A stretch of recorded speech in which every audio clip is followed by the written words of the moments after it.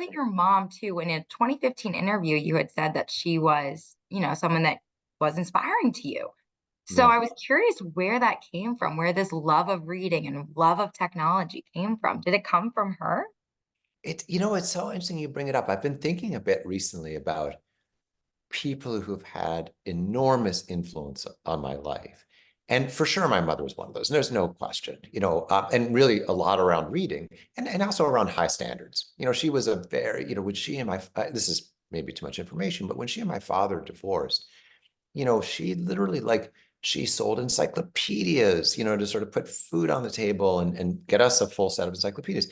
Then she was a secretary at a company and she sort of watched the leader of that company do his thing and said, you know what, I think I can do this. And then she started her own company called Resources for Women, actually, RFW, around assertiveness training and other sort of leadership, or starting for women and eventually for big companies. She worked with GE a lot. And she just was a very high standard sort of person. She was just like, if we're going to do something, I'm going to do it really well. I'm going to do it as well as I can sort of figure it out myself. Like I don't have to be intimidated by not knowing what I'm doing. I can just figure it out. My father, meanwhile, my mother and my father divorced. My father was really into being direct. And I think that might sound like a funny thing to say, but he just had very little tolerance for kind of baloney. And he was a lawyer and he was just like a kind of a facts-based person. And so I was reflecting on that around this with in this class, because they were kind of like, how do you make these decisions quickly and follow through? And I'm like, well, you just kind of just say the truth. Like, how do you do something as hard? And it's really hard to cut 26% of the staff, which is something I did early on. It's like, well, you tell them like this, I know this is terrible. It's terrible. And my job is to figure out a way to create a customer obsessed organization. And we can't price in the right way without reducing our costs. And I'm sorry, but that's what the implication is. Just working with, both Bill Gates and Jeff Bezos, I Yeah. wanted to know from your perspective, what advice did they give you that really helped you and that you can pull into Lyft today? And there was Yeah. something I wanted to note in particular that Bill Gates had said, that he told you to focus on what's hard to predict. And I Mm. thought that was very fascinating. And I really wanted to know how that applies to today. For So, sure. I'll tell you three quick stories. One about working with Bill, who I never really worked for, right? He was the CEO and I was, but I certainly had interaction with him. One about working for Jeff. And then one about this other person who's been quite important in my life, Peter.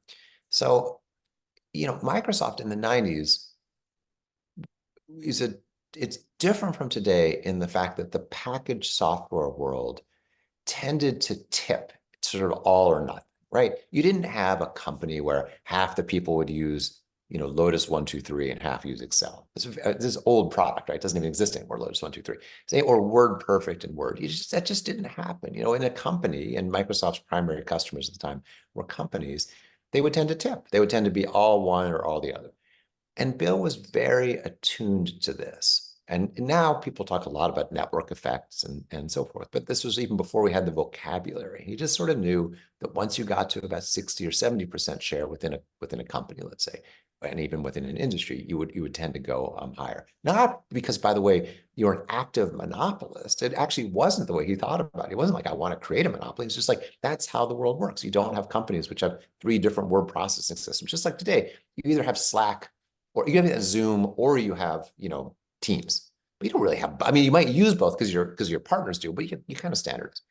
So anyway, so he's very aware of that. And I've said this in a prior interview that it sounds like you've read, but at an executive conference that I was invited to, it was all about sort of trying to identify the next generation leaders for the company, right? Because any big company has to figure out like how are the people 3 or 4 levels down, who are the people who are going to someday maybe be leading this company, and how are we kind of yeah. identifying them and so on and so forth.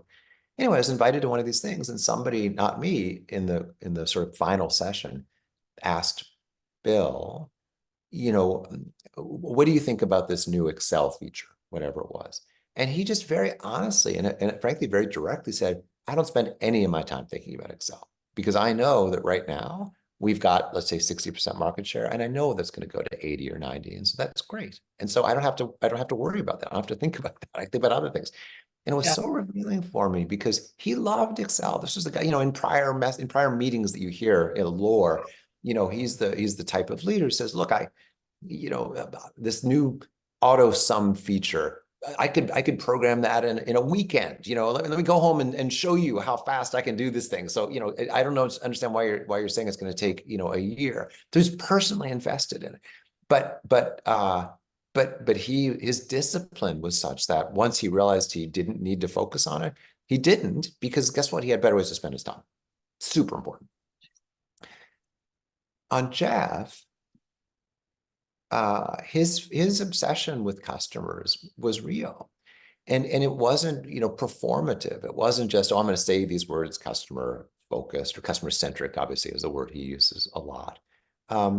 Because his basic insight was, on the internet, everyone is a click away from everyone else. And so if you don't obsess over your customers, if you're not absolutely centered on your customers, then they will leave you. They will leave you. It's not just me trying to inspire a company. It's not just me trying to have a clever tagline. It's an example of a leader really saying, you know what? I know what matters. I know what matters, and I'm going to focus my attention on what matters.